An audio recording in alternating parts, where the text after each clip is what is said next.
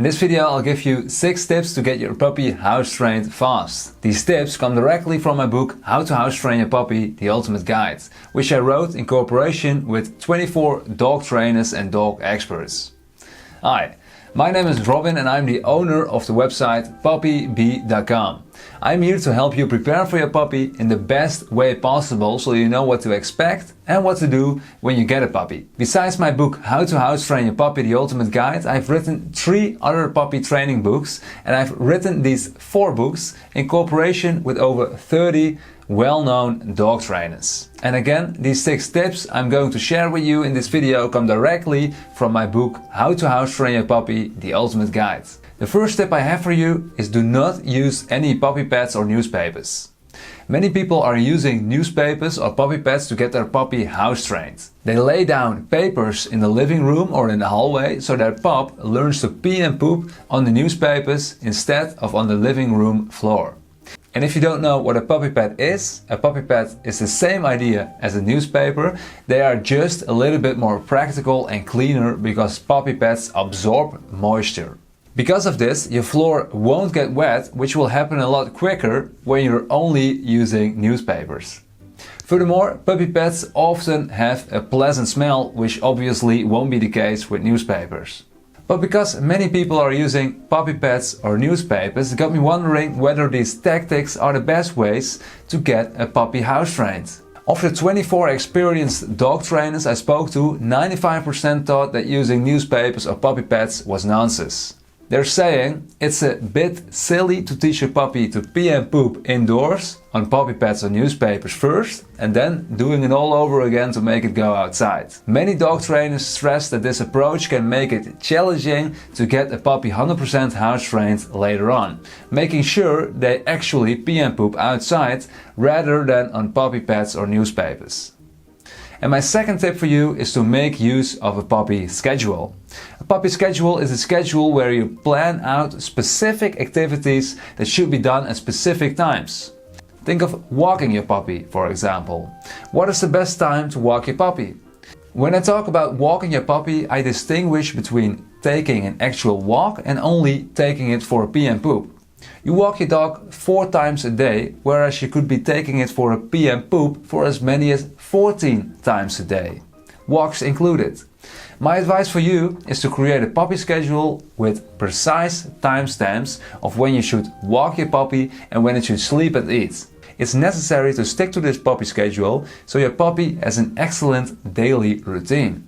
On my website puppyb.com you can download a full puppy schedule for free to make sure your puppy has the best start possible. Having a good puppy schedule will result in getting your puppy house trained way faster. But before you visit my website, let's continue with the third tip. My third tip for you is to set an alarm at night when your puppy is not house trained yet.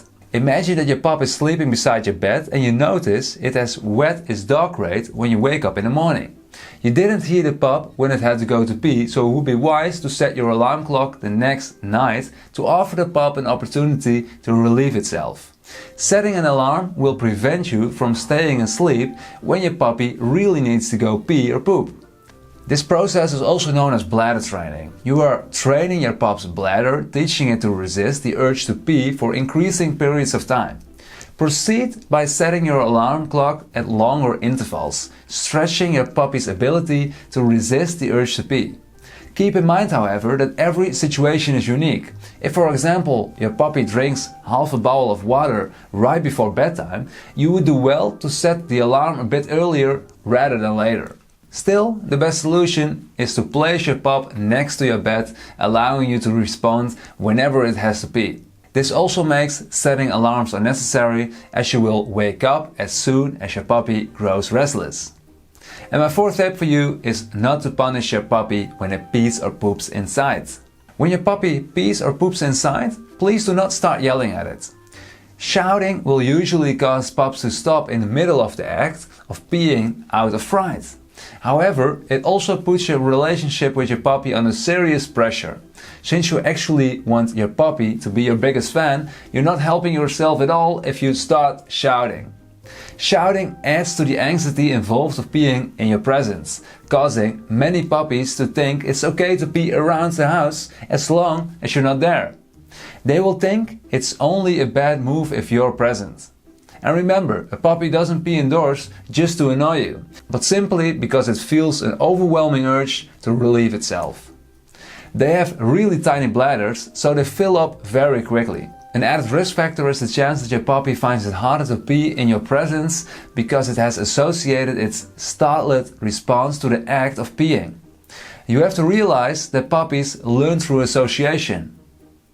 And my fifth tip for you is to please do not press your pup's nose into its own urine or feces. Since there are still people who think that this medieval technique will work, I'm going to be very clear on this matter.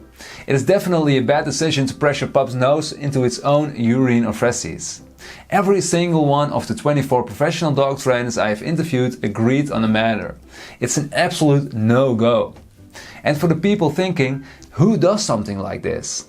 Back in the day, dog trainers used to give the advice to press a pup's nose into its own urine or poop when it did pee or poop inside the house.